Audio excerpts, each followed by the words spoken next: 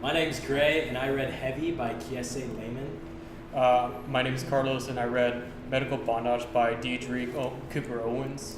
My name is Patrick Balbas, and I read Heavy as well by Kiese Lehman. My name is Leira Joyce Vea, and I read Medical Bondage. So today we're going to be talking about the social determinants of health, as well as some specific instances of abuse and trauma in individuals, as well as historical aspects of abuse and trauma that have shown in societal patterns over time.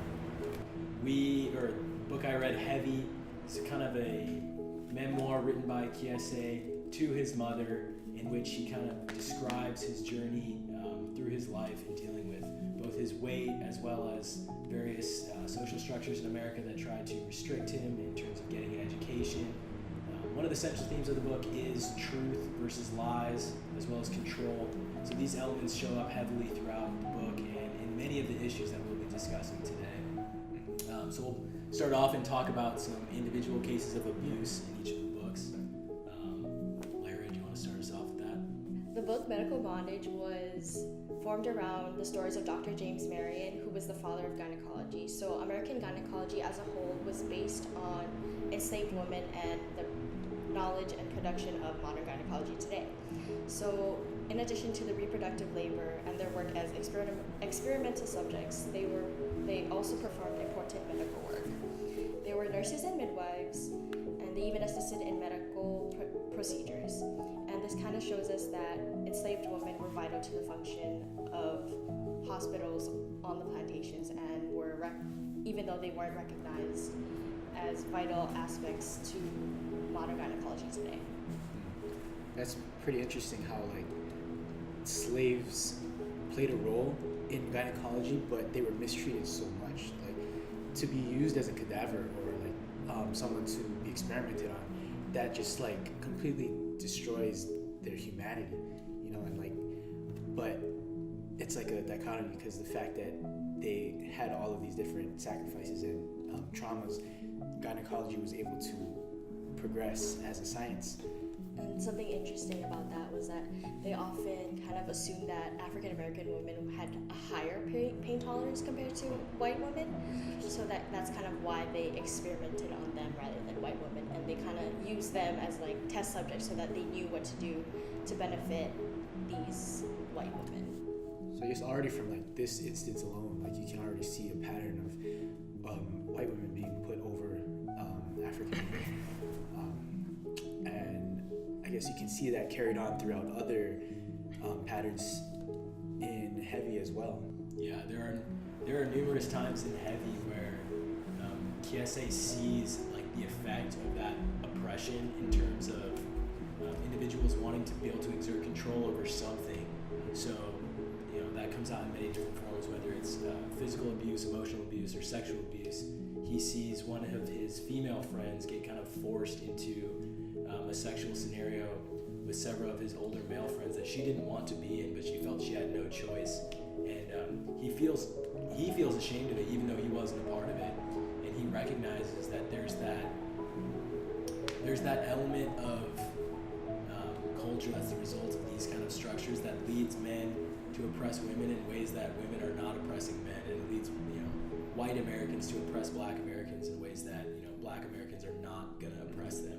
So there's definitely that dichotomy, like you're saying, where seeming progress in one area or seeming experimentation to further something at the expense of someone else is really harmful to that group. So The end doesn't justify the means. Yeah. In this case,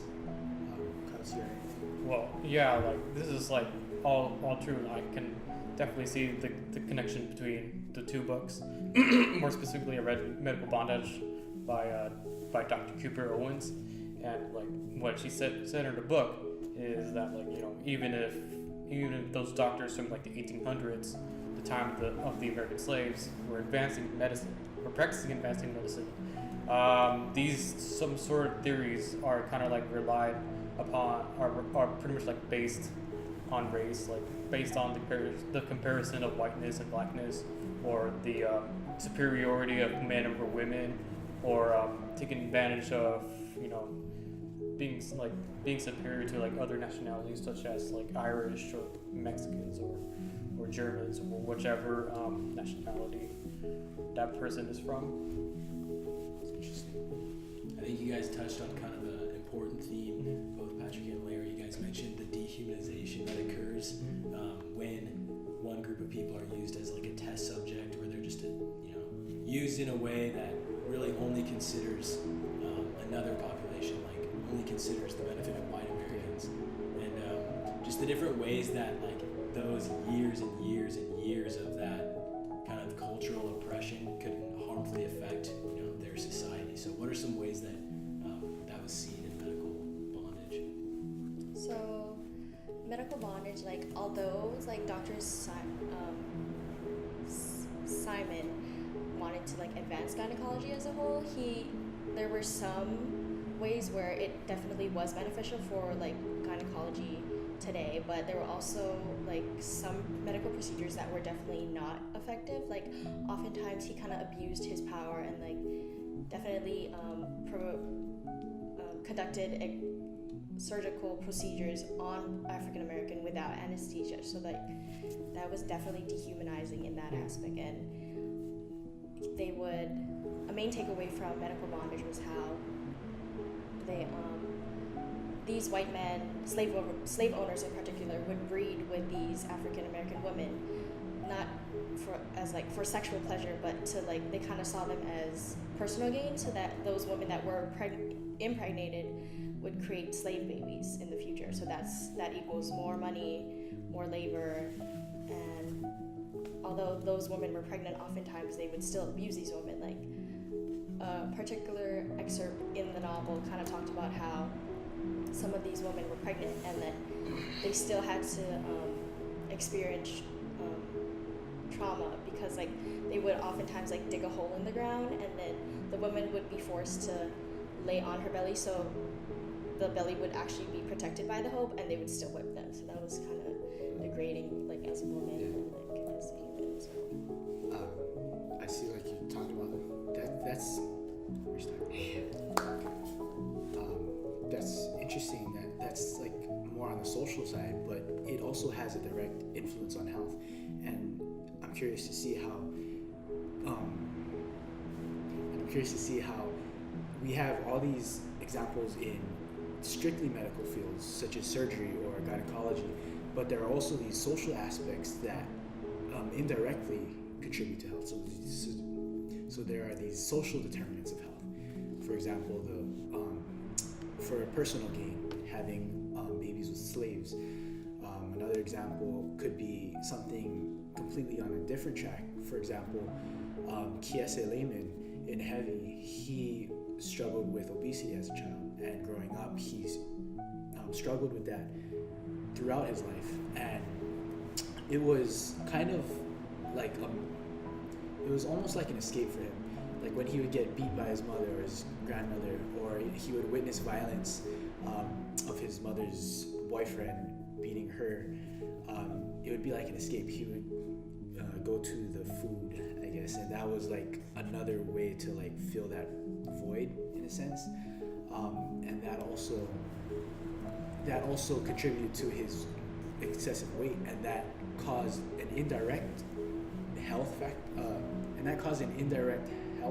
problem that one might not even tie to abuse. Like, how could obesity be directly related to abuse?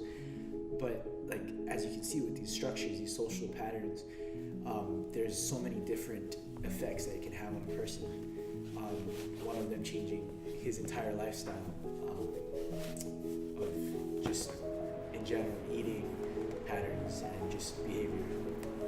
Yeah, it's definitely interesting to note too, like you were saying, that obesity stemming out of that abuse, and I think part of it too is his unhealthy relationship with food, like you said, using it as an escape, but then also some of these economic inequalities, like his mother, who was very smart and had a PhD, but was unable to find work and unable to be paid equally, and that, because of that, they don't have enough food in their house frequently, and their lights are getting turned off, and so when there is food around, all he wants to do is consume as much of it as he can, and there's not opportunity for him and his mother to be, cooking healthy food or even purchasing healthy food because they just don't have the resources, both time and financially.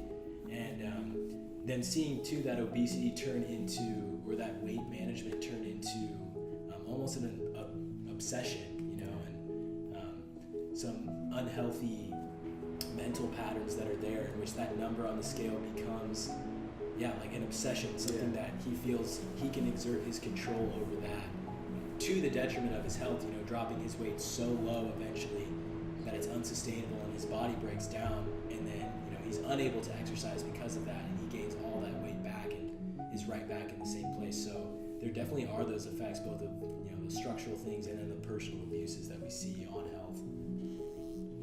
So I guess like in medical bondage, like Dr. Cooper Owens like elaborated so much on American slavery and how enslaved women are basically emotionally abused by white suit plantationers, and you know, like how these white farm owners, slave owners, tend to sexually exploit black enslaved women, and making a profit out of that at the enslaved women's expense.